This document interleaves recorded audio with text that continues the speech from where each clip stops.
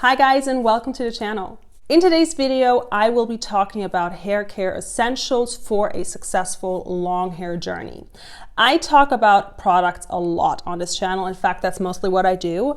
But honestly, most of the products I talk about are good to haves, but they aren't necessarily must-haves. And when I look back on my own journey towards this length and hopefully towards an even longer length, I think there are, a handful of products that made a huge difference when it comes to length retention. Others, again, were just nice to use and nice to have, but I would not miss them if they were gone from my routine. So I thought it would be really useful to maybe talk about my 5 top products. And in this context, don't really focus too much on the exact product I'm sharing because it really boils down to what ends up working for you, but sort of focus more on the type of product I'm sharing and then just try to figure out what works best for you or what brand would work best for you. But without further ado, let's start this video. When it comes to taking your hair journey serious, I think the first thing that you really have to take serious is cleaning your hair, and more specifically, your hair and scalp. And when it comes to shampoos, I definitely used to believe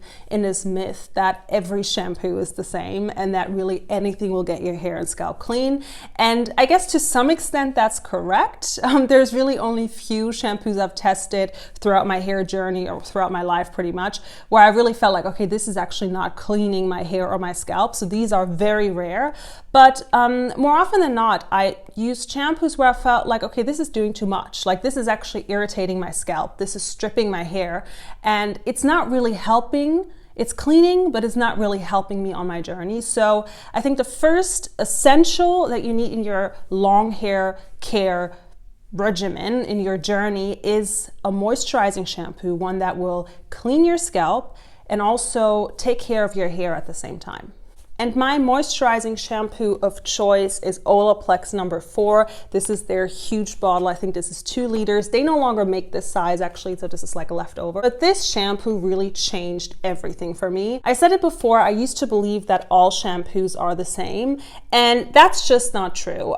Even when it comes to this idea of a moisturizing shampoo, I used to think that doesn't exist because I only used whatever the drugstore sold or whatever, I found in professional beauty supply stores. But nothing really made a difference until I found Olaplex number 4. And I've talked about this at length before, but it's such an incredible product in the sense that yes, it does get my scalp really clean, and a clean scalp is vital. It is central to healthy hair. It's just that this product never made my hair feel as if it was stripped and almost damaged from using this. So the first thing I want to recommend to you when you start your long hair journey, especially if you have high porosity hair, which this channel is all about, is to really find a moisturizing shampoo that works for you. Olaplex number 4 is relatively pricey, and while I love Olaplex, I know that there's a lot of innovation in the industry, so I'm sure you can find a more affordable alternative to this. But if you can't, investing in a good shampoo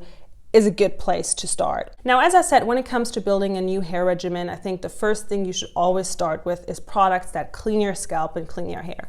Now, I already said that a moisturizing shampoo that cleans your scalp but doesn't strip your hair is super important, but especially when it comes to high porosity hair, which is a hair type that I would say generally needs more product in a regimen than, low porosity hair.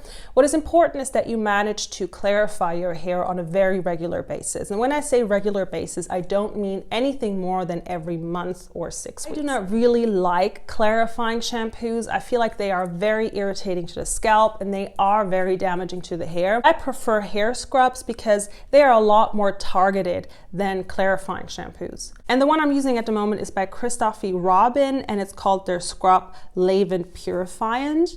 So this is what it looks like. And before this, I used the Mint Scalp Scrub by The Body Shop, and they don't make it anymore, so I had to find something new, and I really like this one. For some reason, this is only sample size. I didn't see that when I ordered it, but it works exceptionally well, and I think once I use this up, I will actually buy the full size. As you've likely seen in some of my other videos, I have tried a range of bond builders over time, so there's really not one where I say, it's the best, or I insist that you buy that specific one. But if you are unsure what to start with, I do find Olaplex number 3 to be a very reliable product if used correctly. I know there's a controversy out there, but Olaplex number 3 if used correctly, is, in my opinion, one of the most reliable bond builders out there. Now, how do you use Olaplex number 3 correctly? I would say the first rule is to not use it too often. Again, this is not a moisturizer, it's not a conditioner, it's a bond builder. So I don't think you should be using this more than twice a month. And even that is a lot. I think twice a month is for damaged hair, for hair that, maybe you're struggling with length retention. That would be a clear sign that you need a bond builder in your hair regimen, and also one that works for you. And I think Olaplex number 3 is just a very secure option. So the way I used to use this is that either I would use it immediately after clarifying my hair with a scrub. That is, I believe, the best way to use this because it can penetrate really deeply into your hair. And I also like to use this with heat. So I have this blow drying cap, and what I used to do is I would clarify my hair, and then I would add this on top of my hair and leave it on for 10 to 15 minutes. I think it says on the bottle that 10 minutes are enough. I've also had it on 20 minutes and it was fine. So really do what works best for you. But a bond builder is a really important product when it comes to length retention, especially, and also when you have damaged hair and you want to keep as much of the length as possible. And you also want to sort of protect your hair from heat styling that may follow possibly as well. So if you're going to straighten your hair, you're going to blow dry your hair really hot or whatever, using a bond builder before that can actually protect your hair more from the damage. Speaking of damage and of blow drying or heat styling in general, a good heat protectant is incredibly important. And when I say good heat protectant, I mean it's really hard to find one. I tried so many heat protectants throughout my journey. I think I had a bunch of different types by Chi, which there's this one orange one, it's like an orange liquid, which was so popular on YouTube at some point. I don't know what it is about Chi products, but they really don't agree with my scalp. Like my scalp starts to itch, it starts to flake. There's just something in there that doesn't work for me. I do know, however, that especially this yellow or orange liquid works really well for some people and it's super protective. So if it works for you, try one of those Chi heat protectants because I've heard the best of them, even though obviously they do not work for me. I currently use a heat protectant gel. And this is the one sold by the company that makes my straightening treatment. So the company that makes my straightening treatment is from Japan, and they're called Pay More. And they sell this cuticle essence, which is, like I said, gel or heat protectant gel. And you can't really get this anywhere. You can only buy this at the salon. So if you have a salon near you that does these Japanese hair straightening treatments with Pay More, they will be able to sell you this product. Otherwise, it's truly impossible to get. Nonetheless, I believe if you were to look into any product that is a heat protecting gel rather than a heat protecting spray, which these can be very drying, I think they could work quite well for you, if not better than these sprays, which I personally, they never worked out for me. So after you found a good shampoo and a good scrub and a good bond builder, finding a heat protectant is super important for your regimen. So highly recommend that you go out and search for good heat protectant that works for you. And then finally, I'll also talk a lot about conditioners on this channel because I have high porosity hair, I have super dry hair, so going without moisture in my hair regimen is impossible. Nonetheless, over time, I also found that while I enjoy using many different conditioners, one good one will do.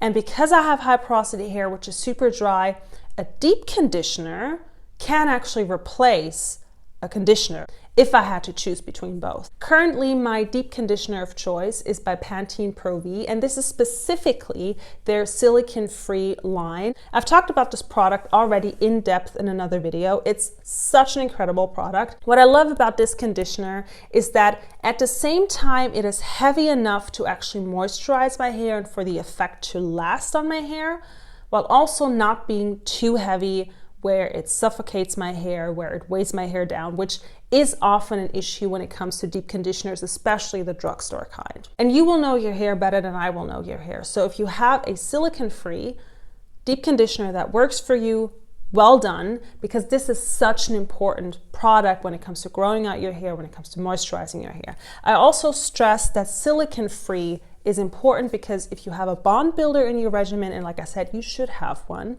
these will not work if you use silicone-based products on a very regular basis because bond builders cannot penetrate through silicone. So When it comes to having a bond builder, the second step is to also get rid of all of the products that you use that have silicones. This was it for today's video. I hope it was informative, and I see you in the next one.